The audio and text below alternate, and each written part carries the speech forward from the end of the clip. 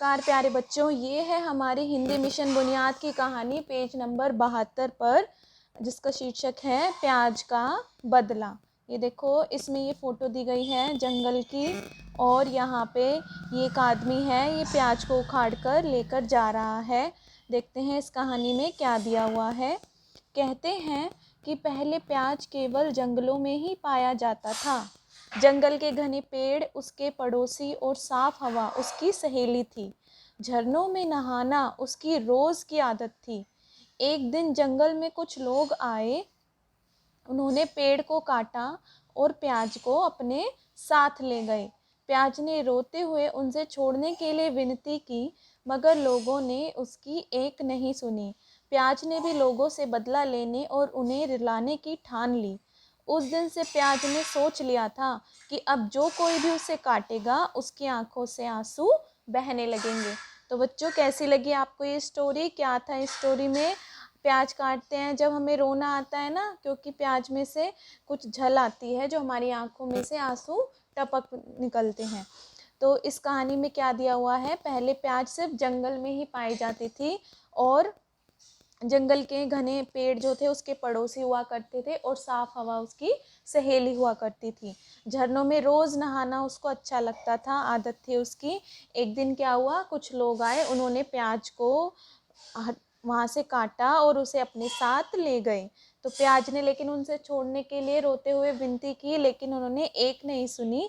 तो प्याज ने भी उस दिन से ठान लिया कि जब भी कोई मुझे काटेगा तो उसकी आंखों से आंसू बह निकलेंगे। तो बच्चों, कैसी लगी आपको ये स्टोरी? कमेंट सेक्शन में कमेंट कीजिए, और ये कहानी अच्छी लगी है तो इस चैनल को सब्सक्राइब कीजिए।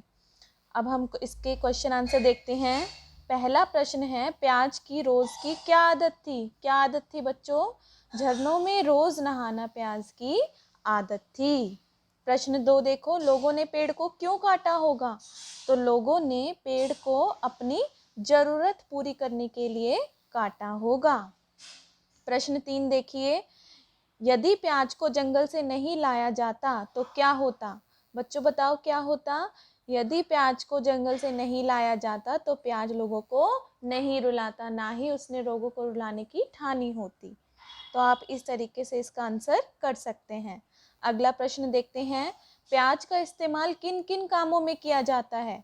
तो आपको जो इस्तेमाल पता है आप वो भी लिख सकते हैं, या फिर कुछ इस्तेमाल मैंने लिखे हैं, जैसे पकोड़े बनाने में, सब्जियों में, दवाइयों में, दाल में, सूप में, अचार, चटनी, पुलाव, सलाद आदि में किया जाता है। इनके अलावा जैसे शरीर का तापमान कंट्रोल करने में भी प्याज का काम आता है, आप लिख सकते हैं। प्रश्न 5 देखिए, प्याज काटते समय आंखों से आंसू क्यों बहने लगते हैं? किसी से पूछ कर लिखें। तो आप बच्चों क्या बता सकते हैं कि प्याज में एक रसायन होता है, एक केमिकल होता है, जिसका नाम है साइन प्रोपेथियल एसोक्साइड। ठीक है, जिसका नाम साइन प्रोपेथियल ऑक्साइड है, ये उस रसायन का, केमिकल का नाम है। तो जब भी हम प्याज काटते हैं तो ये रसायन निकलता है, और जैसे ही रसायन ये हमारी आंखों तक पहुंचता है तो हमारी जो आंखों की अश्रु ग्रंथि होती है, लैक्रिमल ग्लैंड बोलते हैं हम इंग्लिश में, उन ग्रंथियों से आंसू आने लगते हैं। तो ये हमारे आंखों को नुकसान पहुंचने से बचाने के लिए एक ट्रिगर एक्शन भी है।